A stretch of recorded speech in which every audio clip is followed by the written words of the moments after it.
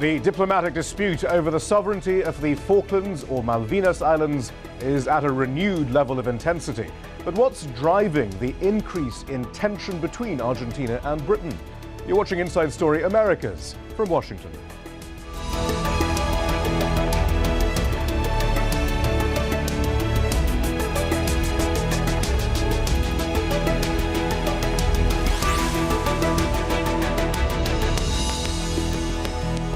Hello, I'm Shihab Britansi. Two countries, two seemingly intractable positions. The dispute between Argentina and Britain over the Falklands or Malvinas Islands is at its bitterest for 3 decades. This year will see the 30th anniversary of the war the two sides fought over the islands, which killed more than 900 Argentinian and British soldiers. Argentina may have lost that war, but it's never given up its claim to the Malvinas, which have been under continuous British rule since 1833. Sovereignty of the islands is even written in Argentina's constitution. But Britain has steadfastly refused to reopen sovereignty talks, saying the people of the Falklands say there's nothing to discuss. On Tuesday, Argentina's President, Cristina Kirchner, said she would make a formal complaint to the United Nations after the UK announced it was sending a warship to the region. In recent weeks, her government has also attempted to internationalize the issue further. Argentina's cause is now backed by virtually the whole of Latin America. Bubbling under the surface, the issue of resources, particularly oil. Britain is seeking to tap into an estimated vast reserve under the Falklands seabed. In a moment, we'll hear from Teresa Bow in Buenos Aires. But first, Lawrence Lee has the view from London.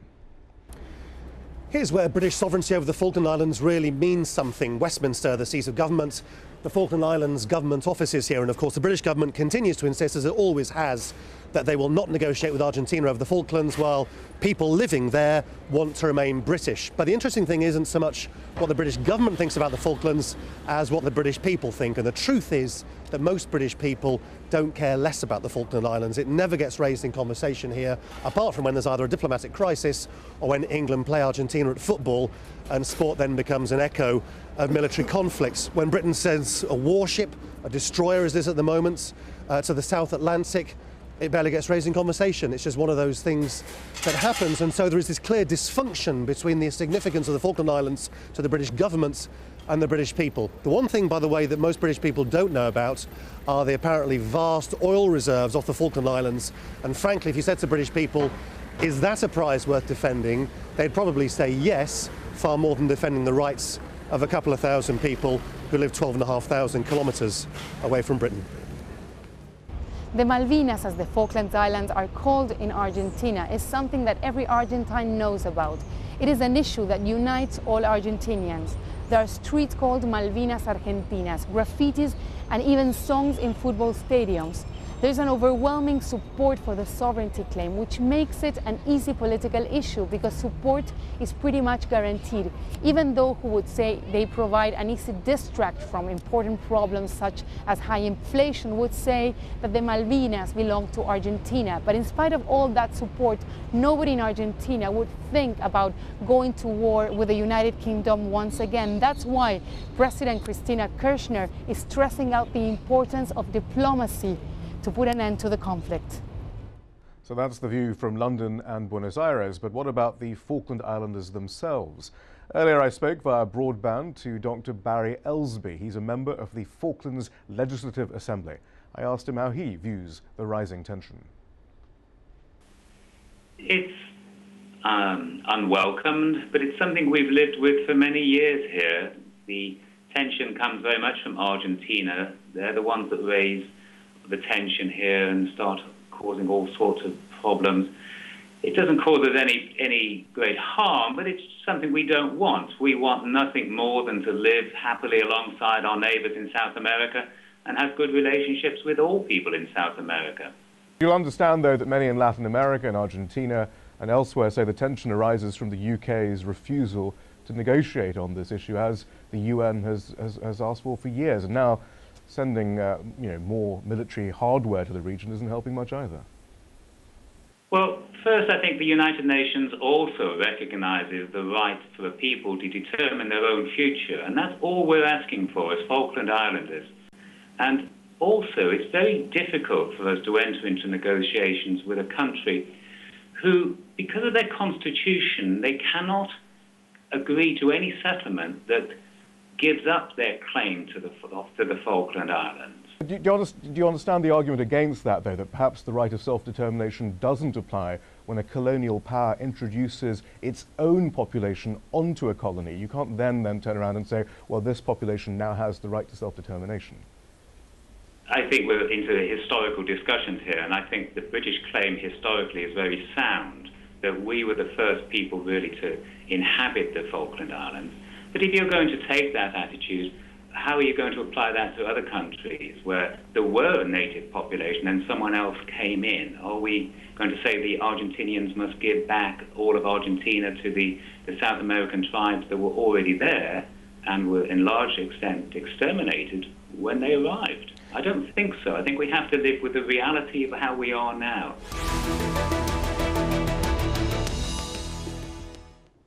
So where is the Falklands-Malvinas dispute heading? To discuss this, I have with me here in the studio Larry Birns, Director of the Council on Hemispheric Affairs, a non-profit organization dedicated to monitoring Latin American affairs. From Buenos Aires, Fernando Petrella, a former Argentinian ambassador to the United Nations.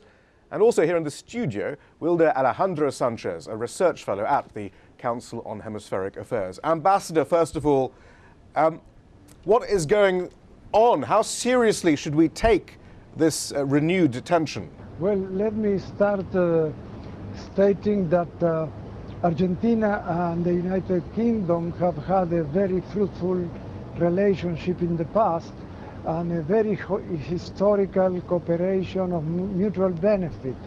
There is no reason to continue that way.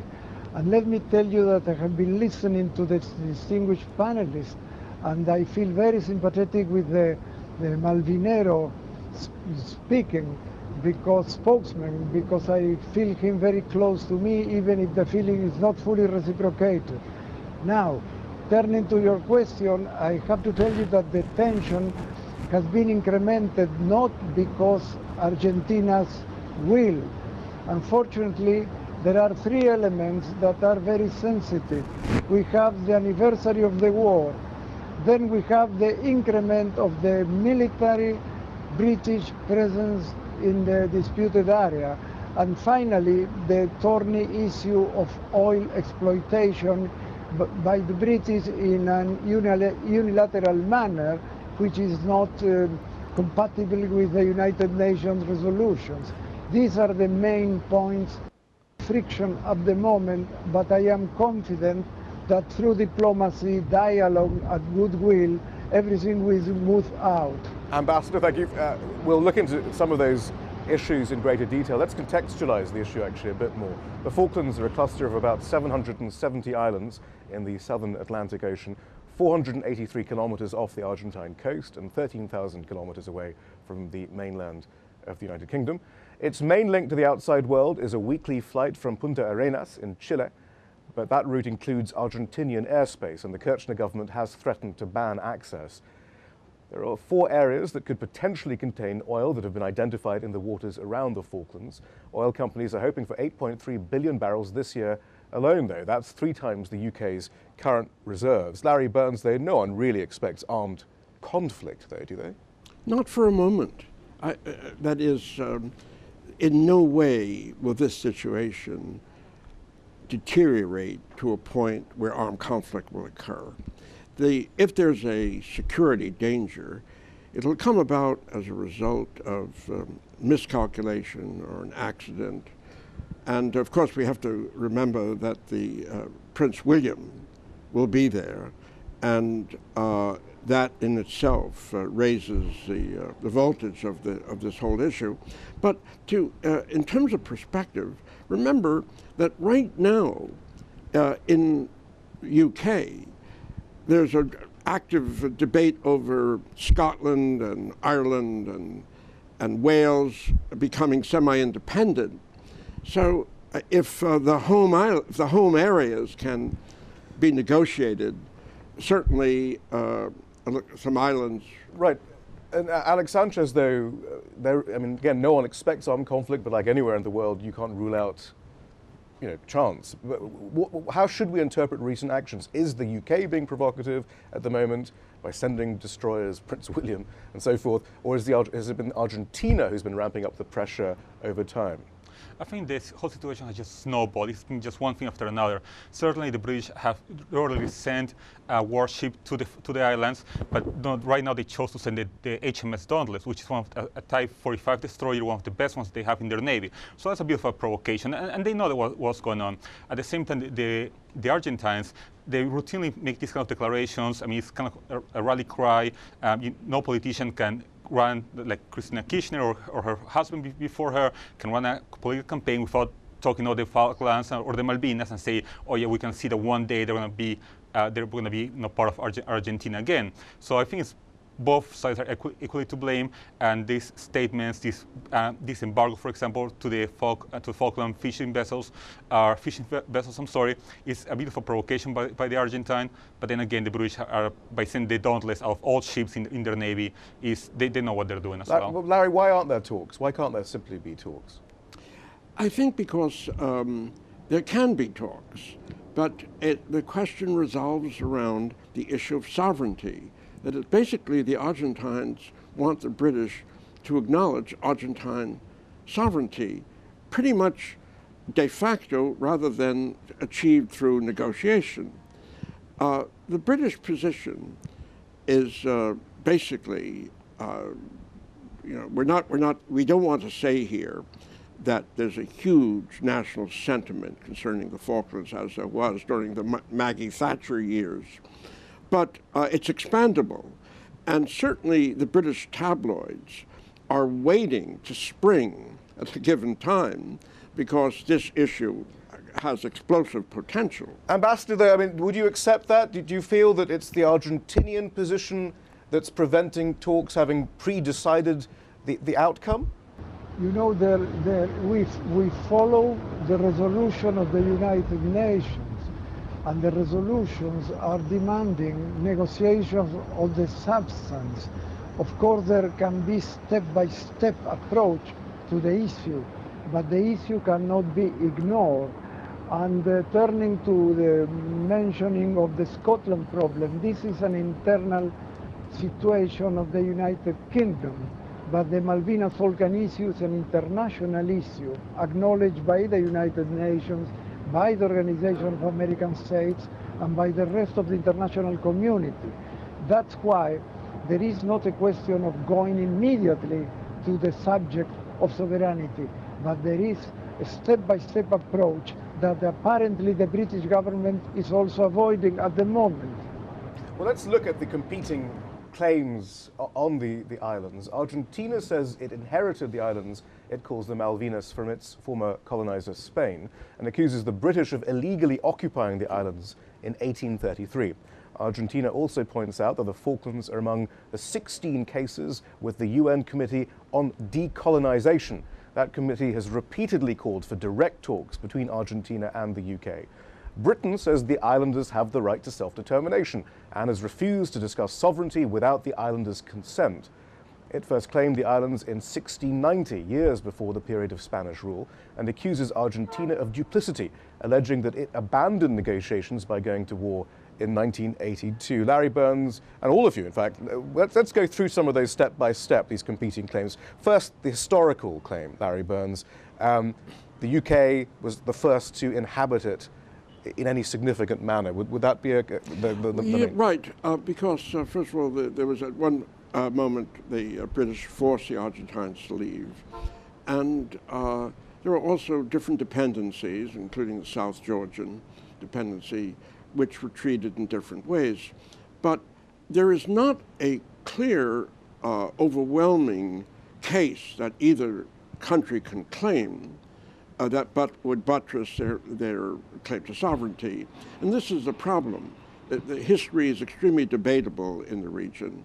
And the Argentinian claim, of course, is based around their colonialism as well, of course. But I mean, there are very few people involved. You know, we're talking about a handful of people, a fishing port and so forth, and varying levels of occupation. And sometimes there was no one there, and other times there may have been 15 or 16 there. But we're not talking about sizable civilian population, which lowers the propellant of the claims that both sides are making. And that's interesting too, because Alex Sanchez, there is this idea that self-determination is a major issue. We talked about it with Dr. Elsby in the Falklands earlier.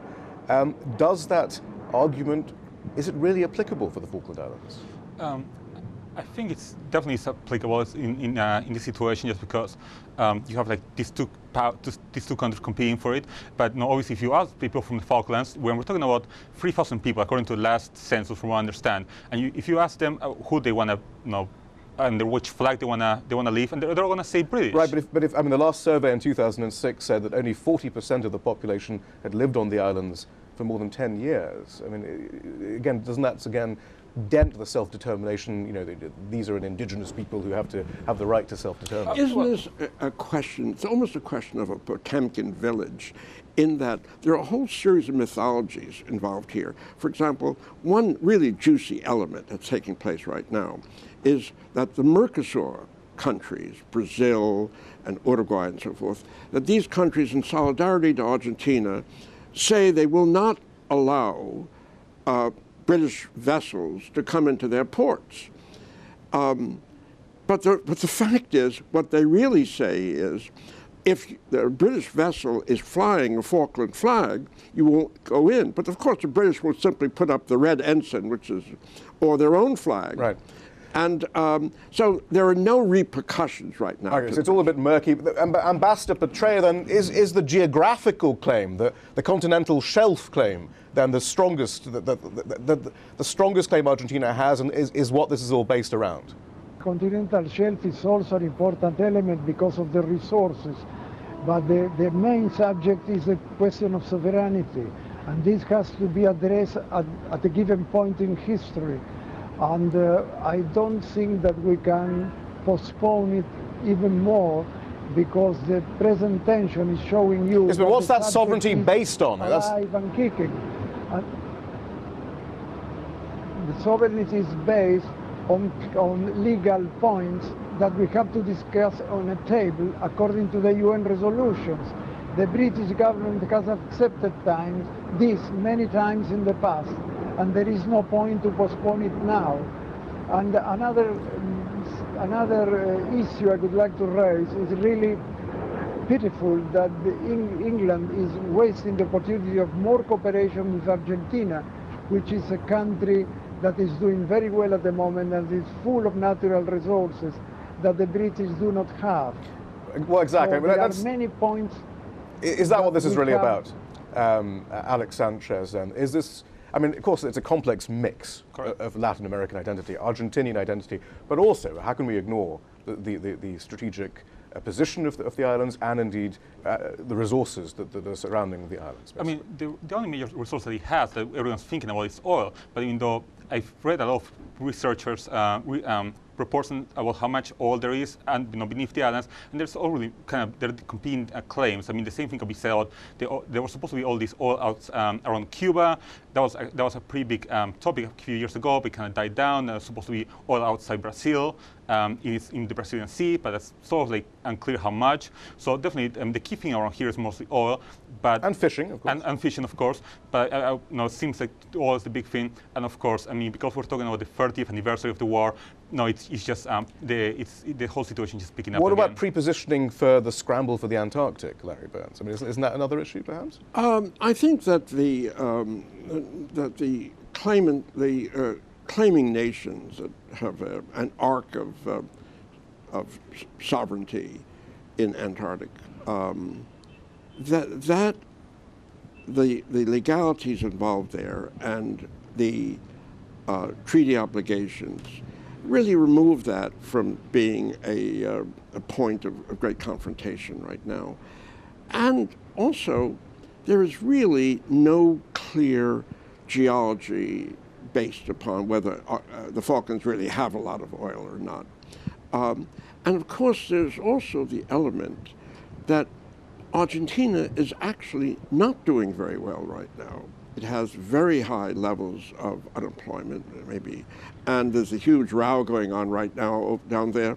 whether the government is issuing accurate statistics or not, because this becomes a political issue almost. And we also have the sentimental impact that the Falklands have on the Argentine population, but not on the British. The Argentines are extremely emotional, particularly about the Belgrano, which was a very large ship that was torpedoed at the very end of the war, maybe after the end of the war, and over 500 Argentines. Ambassador, what about that point then, that Christina Kirchner is using this for political purposes? She's not really concerned about the militarization of the South Atlantic. Well, let me tell you that nobody can claim that it's doing very well at the moment in the world, let alone in Europe, and let alone in England. I don't want to mingle in internal affairs of a country which I respect very much, but I don't think that the internal problem of Argentina has anything to do with the British military increasing presence in the island, or the oil exploitation, or the anniversary of the very tragic war 30 years ago.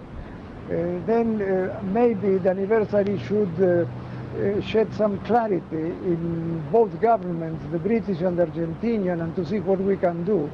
Because after all, the interest of the islanders is something that the United Nations has forced us to take into account very seriously. Okay, well, let's look for a way out. We've only got a few minutes left. Alex Sanchez, there has to be some negotiated settlement. There's no need for this all-or-nothing approach, surely. Correct. Give us a possible, acceptable solution to all sides that we can look forward to. I feel like joint sovereignty is not an issue. I think the British will never agree to it. I mean, if there is oil, for example, outside around the islands, maybe there can be some kind of joint venture between the Argentine oil corporation and the British ones, and so both countries can actually benefit from the wealth of from the wealth that will come if they actually find like large quantities of oil. I think that will be a step forward. I mean, obviously,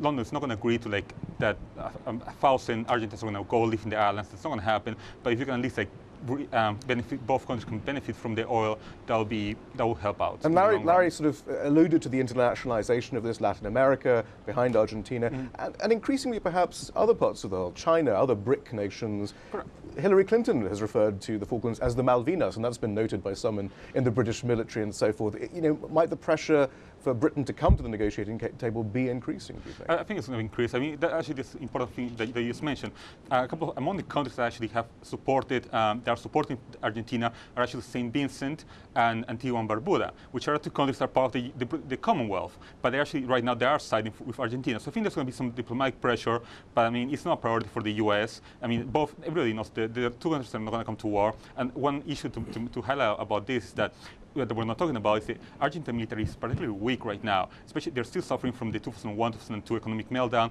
So we're not talking about that. There's no some kind of massive Argentine navy that's ready to go and attack the Falklands. Just like the British don't really have much of an armed force right now because of defense budget cuts and because they're tired after the wars in Libya, in Iraq, in Afghanistan. So there's no like massive support for in both countries to come to war. I think both governments know it. So I think they're going to have to a diplomatic solution is going to be the only solution, really. It's interesting, very briefly, Larry, it's often talked about in terms of as part of the Argentinian national identity, but what about the British national identity? What is Prince William doing there, for example? I mean, are there similar emotions at stake here for Britain? Well, I assume in that 30 seconds. I assume that the Prime Minister authorized the dispatch of Prince William because that kind of decision is not made on a military level, but on a political level. The Tory hinterland, the core Tories, the Falklands are important, and there is a certain sense of arrogance involved there. But this is preeminently a negotiable issue, and both sides ultimately, it's going to be costly, it's going to be messy, it's going to be nasty for the present situation to sustain itself. And I think that what we need now is another protracted period of tranquility for negotiations to get around. Larry Birns, thank you very much. Alex Sanchez, thank you. Ambassador Fernando Petrella, thank you very much from Buenos Aires. That's it from the Inside Story team here in Washington, D.C. Don't forget to follow us on Twitter and Facebook, where you can find more information about the program. And we want to hear from you. Tell us what stories you think we should be covering. Send your ideas directly to us at insidestory@aljazeera.net.